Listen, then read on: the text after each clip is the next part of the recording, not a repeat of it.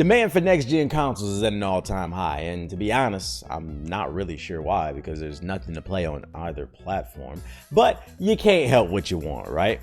Well, it's unfortunate that all 2021 it's probably still gonna be hard to get your hands on the thing, and here's why.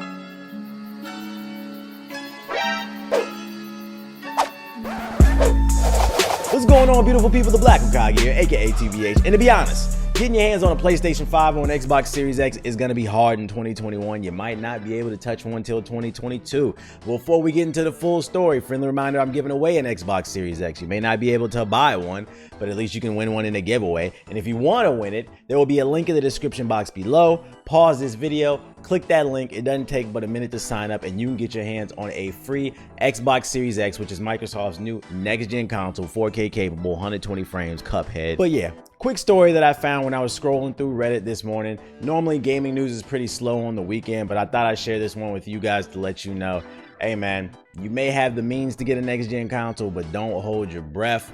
It's gonna be, man, COVID messed everything up. Let's talk about it. According to VideoGameChronicle.com, the PS5 and Xbox Series X supplier AMD expects supply issues until the second half of the year. Demand for the console is expected to outstrip the supply for the foreseeable future. AMD, which makes the CPUs and GPUs inside of the PS5 and the Xbox Series X, expects supply constraints to continue through the first half of 2021.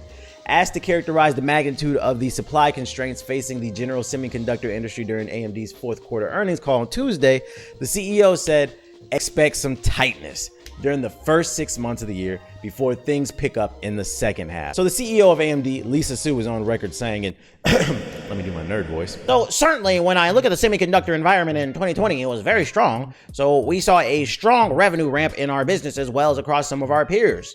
It's fair to say that the overall demand exceeding our plannings as a result, and we did have some supply constraints as we ended the year. Those were primarily, I would say, in the PC market, the low end of PC market and the gaming markets. That being said, I think we're getting a great support from our manufacturing partners. The industry does need to increase the overall capacity levels, so we do see some tightness through the first half of the year, but there is an added capacity in the second half. It really comes down to the physics and the engineering.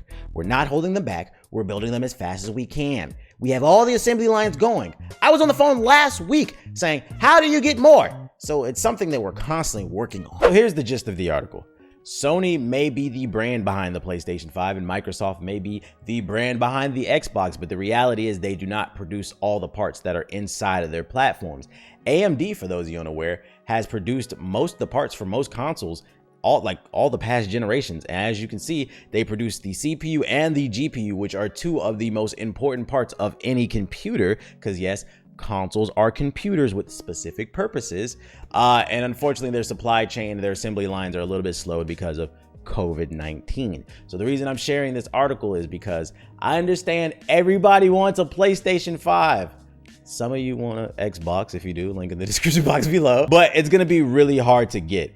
And that's simply because the world is on fire and you just had to accept it. But kind of like what I said earlier in the beginning of the video, honestly, there's no reason to be that upset that you can't get your hands on a PlayStation 5 this early. Let people like me be guinea pigs. Let people like me deal with the fact that, hey, there might be some issues with the PlayStation 5. So if mine breaks down, honestly, I can just get another one. But you don't want to be an early adopter and get the PlayStation 5 or the Xbox Series X and it breaks down on you after you spent $500 because you were an early adopter.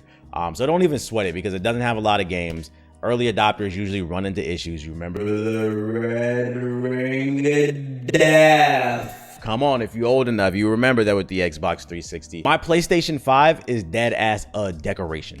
I bought it for Next Gen 2K. I fucking hate that game. It's one of the worst 2Ks in a long time. And then my Xbox Series X, only reason I play it is because I got Immortals Phoenix Rising on it, which is a last gen game. So it's like, it's just a bump up in resolution and frame rate. There's absolutely no exclusives to play on either platform. Don't tell me about Demon Souls. It's just a remaster. If you played it already, what is that going to do for you? Miles Morales is only like fucking 6-7 hours long and you can play that on the PlayStation 4. It's just not a lot to offer on these next gen consoles. And to be honest, I think they should have been pushed back to holiday 2021 when things got a little bit better. Also, take this article with a grain of salt because she said best case scenario, she thinks things will speed up in the second half of 2021. As a business owner, it's your job to kind of reassure customers and let them know, hey, I think that, but the reality is we don't actually know. There could be some new strain of the virus where there's already been like 2, or something else could happen and it slows down their supply chain, and then you might not be able to get a PS5 till 2022.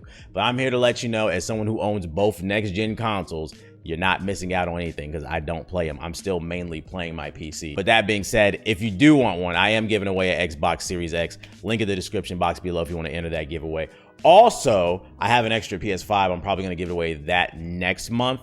But I don't know how many more giveaways I'm going to be able to do. Like, I'd like to give back more to you guys, but as you can see, it's hard. It's hard. I didn't use some fucking bot. I got it just like everybody else, refreshing my web browser, competing. So if by nature you're not a competitive person, I'm letting you know, if you really want a next gen console, your ass better get competitive, because it's gonna be hard to get them. You better be ready to refresh that web browser when it goes to Walmart, Target, or whatever other platform is gonna be on, because it's hard out here in these streets. But anyways, that's all I got for you guys.